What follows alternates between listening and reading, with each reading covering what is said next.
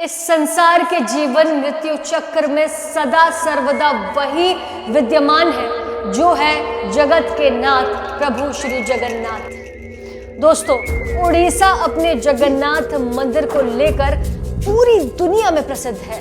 हर साल लाखों करोड़ों की संख्या में श्रद्धालु यहाँ पर पहुँचते हैं। लेकिन क्या आपको पता है पुरी में जगन्नाथ संस्कृति कैसे शुरू हुई, उसके पीछे की कहानी क्या थी? जानने के लिए ये चैनल सब्सक्राइब जरूर करिएगा ऐसी और वीडियोस के लिए। जगन्नाथ मंदिर हिंदुओं की सबसे प्राचीन और पवित्र मंदिरों में से एक माना जाता है। जगन्नाथ मंदिर विष्णु के 8वें अवतार श्री कृष्ण को समर्पित है। पुराणों की अगर माने तो इसे धरती का वैकुंठ कहा गया है। ये भगवान विष्णु के 4 धामों में से एक माना जाता है। इसे नीलांचल, नीलगिरी और श्री जगन्नाथपुरी आदि भी कहा जाता है। स्कंद पुराण की अगर माने तो भगवान विष्णु यहाँ पुरुषोत्तम नील माधव के रूप में अवतरित हुए और सब्र जनजाति के परम पूज्य देवता भी बन गए। राजा इंद्र ने मालवा के राजा थे जो वहां पर कई विशाल यज्ञ करते थे और एक सरोवर भी वहां उन्होंने बना दिया। एक रात भगवान विष्णु ने उनको सपने में दर्शन दे दिया और कहा कि नीलांचल पर्वत की एक गुफा में मेरी एक मूर्ति है, उसे नील माधव कहते हैं। तुम एक मंदिर बनवाकर उसमें मेरी ये मूर्ति स्थापित कर दो। राजा ने अपने सेवकों को नीलांचल पर्वत की खोज में भेज दिया और उसके बाद उसमें से एक था ब्राह्मण जिसका नाम था विद्यापति। विद्यापति ने सुन रखा था कि सब्र कबीले के लोग नील माधव की पूजा करते हैं और उन्होंने अपने देवता की इस मूर्ति को नीलांचल पर्वत की गुफा में छुपा रखा है। वो ये भी जानता था कि सब्र कबीले का मुखिया विश्व वसु नील माधव का उपासक है और उसी ने मूर्ति को गुफा में छुपा रखा है। चतुर विद्यापति ने मुखिया की बेटी से विवाह ही कर लिया और आखिर में वो अपनी पत्नी के जरिए नील माधव की गुफा तक पहुंचने में सफल हो गया।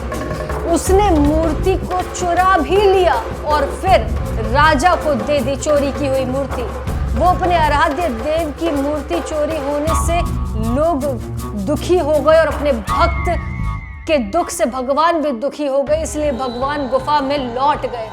लेकिन साथ ही राजा इंद्रद्युम्न से वादा किया कि वो एक दिन उनके पास जरूर लौटेंगे, बशर्ते कि वो एक दिन उनके लिए विशाल मंदिर बनवा दे। तब राजा ने तुरंत ही मंदिर बनवा दिया और भगवान विष्णु से मंदिर में विराजमान होने के लिए कह दिया। भगवान ने साफ तौर पर कहा कि तुम मेरी मूर्ति बनाने के लिए समुद्र में तैर रहा पेड़ का बड़ा टुकड़ा उठाकर लेकर आओ जो द्वारिका से समुद्र में तैरकर पुरी आ रहा है। राजा के सेवकों ने उस पेड़ के टुकड़े को तो ढूंढ ही निकाला, लेकिन सब लोग मिलकर भी उस पेड़ को उठा ही नहीं पाए। तब राजा को साफ समझ आया कि नील माधव के अनन्य भक्त सब्र कबीले के मुखिया विश्व वसु की सहायता इस पर लेनी पड़ेगी। सब उस वक्त हैरान ही रह गए जब विश्व वसु अकेले भारी भरकम लकड़ी को उठाकर मंदिर तक ले आए। अब बारी क्या थी? बारी थी लकड़ी से भगवान की मूर्ति को बनाने की। राजा के कारीगरों ने लाख कोशिश कर ली, लेकिन कोई भी लकड़ी में एक छेनी तक भी नहीं लगा पाया। तब तीनों लोग के कुशल कारीगर भगवान विश्वकर्मा एक बूढ़े व्यक्ति का रूप धारण कराए।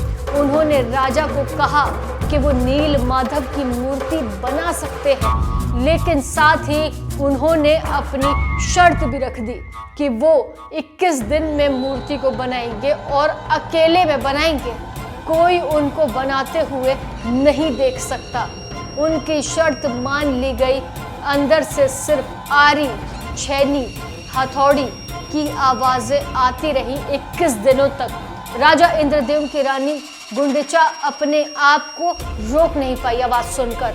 और वो दरवाजे के पास चली गई तो उसे कोई आवाज ही सुनाई नहीं दी। वो घबरा गई और उसे लगा कि बूढ़ा कारीगर मर गया है। उसने राजा को इसकी सूचना दे दी। अंदर से कोई आवाज जब सुनाई नहीं दे रही थी तो राजा को भी ऐसा ही लगा कि सभी शर्तों और चेतावनियों को न मानते हुए राजा ने कमरे का दरवाजा ही खोलने का आदेश दे दिया। और जैसे ही दरवाजे को खोला गया तो राजा ने देखा कि बूढ़ा कारीगर जैसे गायब हो गया है, वहां है ही नहीं, और अपने पीछे आधा बना 3 मूर्ति छोड़ गया है, जो आज प्रभु जगन्नाथ, बड़े भाई बलभद्र और छोटी बहन सुभद्रा के रूप में पुरी के श्री मंदिर में पूजे जाते हैं। आपने देखा होगा कि जगन्नाथ के हाथ पैर आधे बने हुए हैं, जिसका कारण यही बताया जाता है। दोस्तों, क्या आपको ये स्टोरी पसंद आई तो चैनल को सब्सक्राइब जरूर करिएगा। जय श्री राम, राधे राधे।